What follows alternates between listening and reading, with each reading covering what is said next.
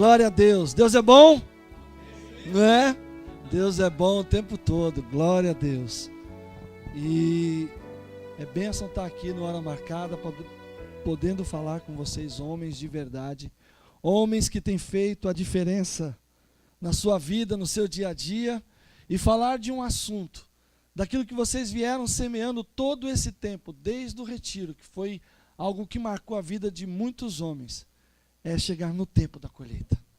É poder ver que tudo aquilo que você semeou, tudo aquilo que Deus trouxe de semente para a tua vida, para a vida da tua família, para o teu dia a dia, é chegar o tempo agora de colher os feixes, porque você semeou chorando.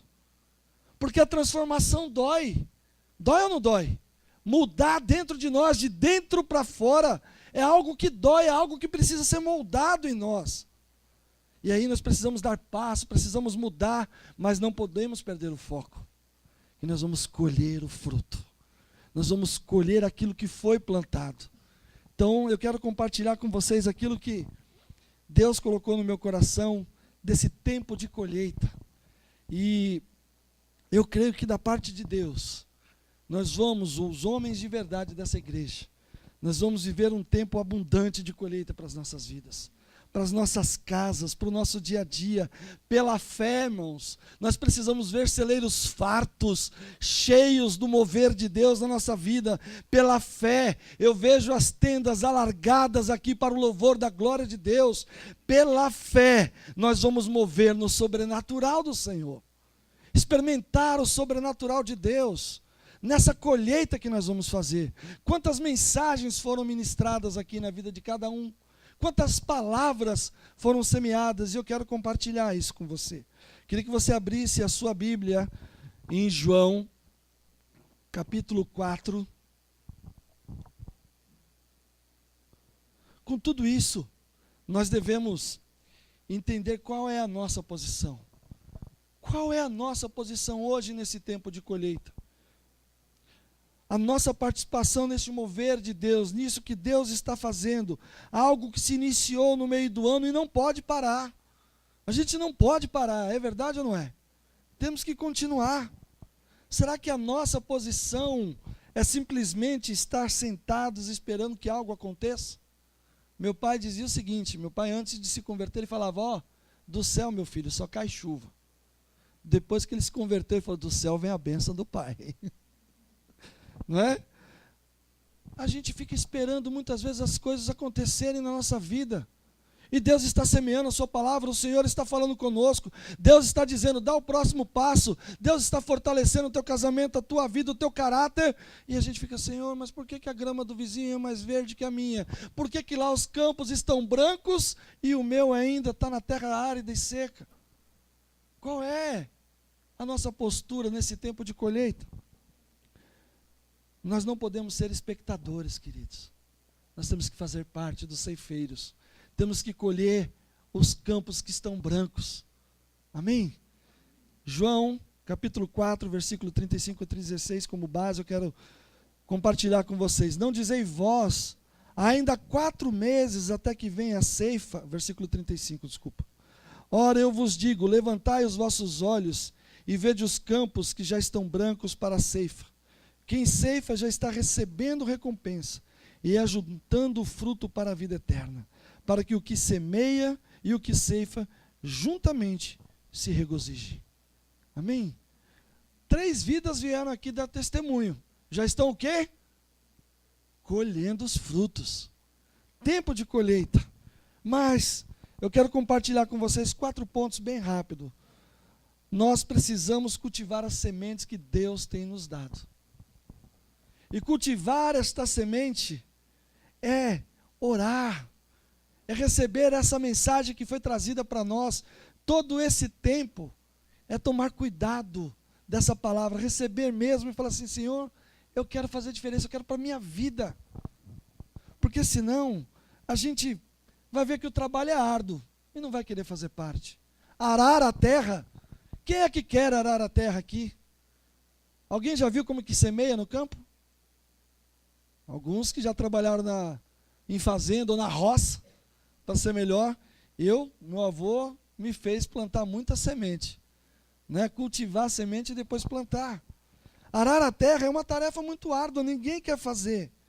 Tempo, e o arar a terra é tempo de tirar das nossas vidas as impurezas, os obstáculos do solo, aquilo que impede o agir de Deus na nossa vida. Arar a terra é preparar o coração para receber essa boa semente que está sendo plantada nas nossas vidas. O melhor solo é a base de tudo. Um coração quebrantado e contrito. Esse é o bom solo. E nós temos que arar essa terra, é o nosso coração. Provérbios 24, capítulo 20, versículo 4 diz assim: o preguiçoso não ara a terra na estação própria, mas na época da colheita procura e não acha nada. Qual é a nossa posição? Depois de vários meses de mensagens e sementes tremendas. Semear a semente, é a hora de semear a boa semente que você recebeu. Nós recebemos e temos recebido do Senhor essa boa semente e está nas nossas mãos. E semear com amor, semear mesmo com dedicação, com entrega no melhor lugar. Colocar o adubo que é a palavra e a água que é o Espírito, à medida certa. Amém? O adubo é o dia a dia da palavra do Senhor, é o que nós recebemos do alto, e a medida certa da água do Espírito Santo. Amém? Olha que bênção. Sonhos, como o irmão falou aqui, também é uma boa semente. Eu lembro que no Summit, T.J. Jakes disse uma frase, e isso tem me impactado, e eu tenho orado por isso. Foi um dos poucos momentos que eu sentei no Summit, mas ele falou o seguinte: nós não podemos fazer com os sonhos que Deus tem nos dado a mesma forma que o povo hebreu fez quando recebia o maná. Eles recebiam o maná do alto e queriam guardar para o dia seguinte. Só que no dia seguinte eles iam olhar o maná, tinha bicho e apodrecia. E eu parei para meditar nessa frase desse homem e comecei a chorar na cadeira ali em cima. Falei: Senhor, quantos sonhos eu deixei guardado. Ou quantas sementes ficaram guardadas e eu não semeei no meu coração. Porque se eu deixar na mente, irmãos, vão vir as aves, os espinhos, as tormentas, tudo aquilo que influencia no nosso dia a dia. Mas se eu plantar em terra boa, naquilo que eu arei diante do Senhor em oração, buscando na sua palavra, regado pelo Espírito Santo, ela vai frutificar, e nós vamos testemunhar do poder de Deus, do amor de Deus. As pessoas vão olhar para nós e ver Cristo refletido em nós. Quando você passar, eles vão sentir o aroma de Cristo, o exalar da pessoa de Jesus. Essa pessoa é diferente, esse homem é um homem de valor, é um homem de verdade. Qual é a diferença? A diferença é porque eu tenho colhido os frutos da palavra de Deus. A diferença é porque Jesus mora na minha vida. Eu sempre tive isso para mim. Momentos difíceis, passei também. Ah, não, mas você é pastor, que isso? Super-homem, mentira. Carne e osso, passamos, choramos. Eu gosto de um versículo que diz lá, o Salmo 126, versículo 5 e versículo 6, que diz assim: os que com lágrimas semeiam, com júbilo ceifarão. E aí continua o versículo 6, quem sai andando e chorando enquanto semeia, voltará com júbilo, trazendo os seus feixes. Amados, momentos na minha vida que eu passei em situações assim, de parar na frente da janela da minha casa e falar: Senhor, não tenho mais jeito. O que eu faço, Senhor? Eu vou semear hoje aqui com lágrimas. 2008. E Deus me deu essa palavra. 2008 eu orei dessa maneira diante do Senhor, 3 horas da manhã, na janela do meu apartamento, sem condições nenhuma de dar o próximo passo. No dia seguinte, Deus me fez andar com júbilo. Amados, nós temos que viver a palavra do Senhor para hoje. Amém? E a importância de plantar no lugar certo é o que diz o Salmo capítulo 1, versículo 3, que diz: é como árvore plantada à beira das águas correntes, dá fruto no tempo certo e suas folhas não murcham. tudo que ele faz prospera. A palavra de Deus também diz que Deus confirma os passos de um homem bom. O que é um homem bom? É o que colhe tudo isso que foi semeado. Amém? É um trabalho duro, dá muito esforço, é pouca coisa para se ver quando está se arando a terra. Não é? A gente está arando a terra, a gente nem sabe se vai germinar. Isso é lá no campo. Mas aqui, quando você começa a arar a terra com o coração quebrantado e contrito na presença do Senhor, olha, vai parecer ser árduo, mas eu tenho a certeza da palavra do Senhor sobre minha vida, que eu vou colher os feixes, eu vou colher os frutos, em nome de Jesus. Segundo ponto é, você, depois que semeou, começa a gerar os brotinhos. É verdade ou não é? Então nós precisamos cuidar dos brotos que Deus faz nascer. Essas mensagens que foram trazidas aqui durante todo esse período, geraram em cada um de nós brotos. É verdade ou não é? Quantas coisas que nós precisávamos ser transformados, e aí daqui a pouco a mulher olha, os teus filhos olham, a pessoa do seu lado vê, fala, rapaz, vi uma manchinha ali, um negócio diferente, um sinalzinho, não é? E isso faz a diferença. O versículo de Oséias 14, versículo 6 diz assim: seus brotos crescerão, seu esplendor será como o da oliveira, sua fragrância como a do cedro do Líbano. Tem que marcar a diferença. Nós temos que deixar um legado. E começa cuidando do broto. Começa do transformar do Espírito Santo na minha vida e na sua, pela palavra que foi semeada numa terra boa, para que a gente possa testemunhar desse amor de Cristo. Não é? A gente precisa ter isso para nós. Então nós vamos precisar investir em proteger aquilo que nós germinamos. Guardar mesmo, como eu falei. Eu lembro de um dia, pastor Niles pregando sobre salvação, e ele falava que qual era a distância da salvação. E aí ele falou, são 30 centímetros. É a distância da mente para o coração.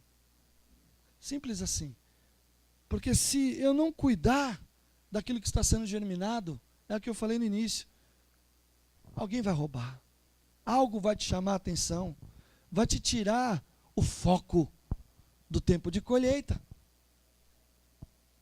E nós precisamos cuidar do desenvolvimento e do crescimento do broto. O broto é muito frágil, acabou de nascer, precisa de cuidado intenso contra muito sol, chuva, pragas, animais. E nós somos esse agente que dará os caminhos e ferramentas para cuidar desses brotos. Nós vamos ver esses frutos crescendo, desenvolvendo. Outro dia, eu vou falar porque ele está aqui na minha frente, então posso falar. Eu estava comendo acho que era um pastel de goiaba doce, lá no Recanto da Benção. Pensa num negócio bom. Aí o irmão Fred chegou para mim, rapaz, simples assim. Quanto tempo leva para formar um homem de Deus, querido? Aí eu, falei, irmão, eu acho que depende, Eu comecei a querer dar uma resposta. Falei, não, rapaz, eu vejo você como um homem de Deus, mas você não está cuidando do templo do Espírito, irmão. Vale a pena comer um pastel de goiaba e tomar uma Coca-Cola? Irmão, eu diminui no doce. Ainda eu estou levando a gordura para o Papai do Céu, se um dia ele me levar logo. Mas eu vou tentar diminuir, porque eu tenho que semear isso na minha vida. As pessoas estão olhando para cada um de nós, estão vendo os frutos, os brotos, algo que amanhã nós vamos colher, ou algo que você já está colhendo agora porque você deu lugar ao mover do Espírito Santo. Deus usou a vida do irmão. Opa, deixa eu dar um toquinho nele aqui, um totozinho na canela dele. Foi bênção na minha vida. Então o doce, bem que eu era formigão, ainda sou, mas diminui bastante, viu, irmão? Então tem que cuidar, porque se eu não cuidar daquilo que Deus está semeando na minha vida, quem é que vai cuidar? Os pastores? Pastor zela. Mas cuidar? Cada um de nós temos que cuidar de nós mesmos, senão o pastor vira muleta. Pastor, eu vou fazer um negócio. Liga o pastor de madrugada. Ô pastor, ora pela minha cachorra aí que está doente. Pastor, vem aqui na minha casa porque o passarinho está passando mal. Tudo é o pastor. E a sua intimidade com Deus? E o seu relacionamento com o Senhor? Nós amamos a Deus, amém? O crente que ama e busca viver uma vida em santidade, não é um crente manteiga derretida. Não anda pelos cantos chorando. Nós somos homens de verdade. Homens valentes, valorosos na presença do Senhor. É verdade ou não é? Então temos que tomar cuidado mesmo daquilo que Deus tem falado conosco. Tomar conta e ver o desenvolvimento, ver esse crescimento do broto. Em nome de Jesus. Terceiro ponto.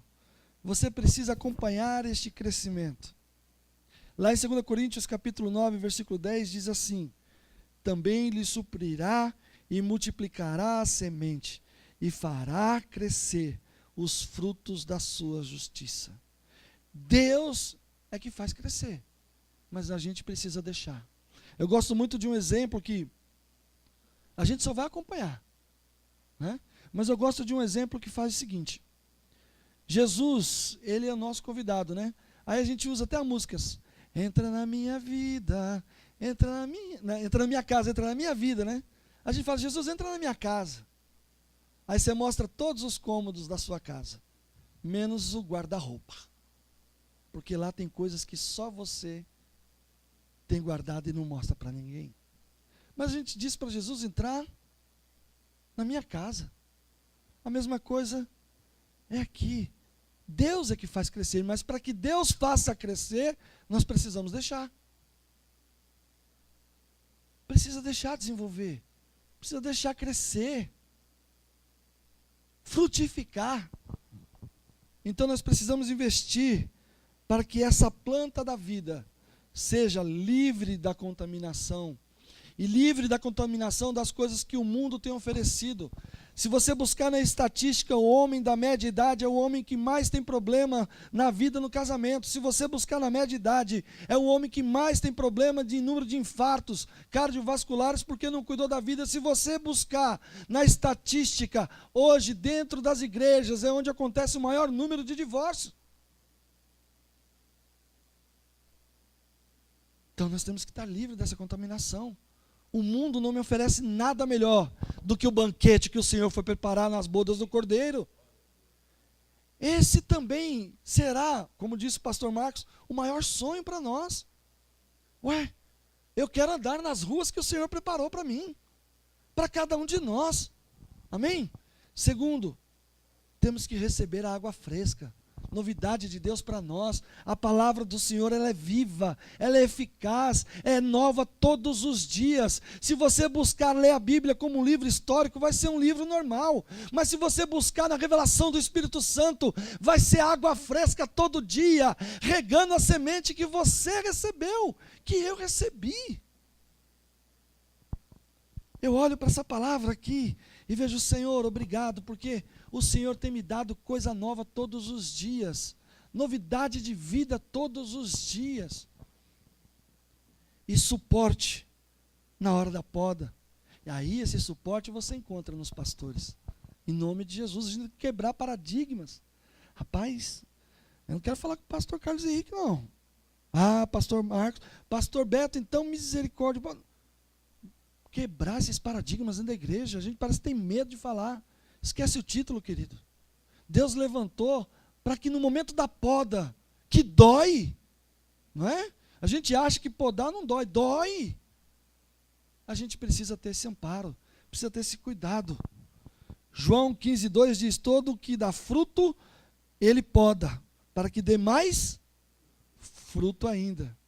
É tempo, meu irmão, de você crescer bonito, de crescer frondoso, com muitos frutos, uma árvore forte e saudável, cheia da presença de Deus, olhando para Gálatas 5:22, que o fruto do Espírito sendo real na nossa vida.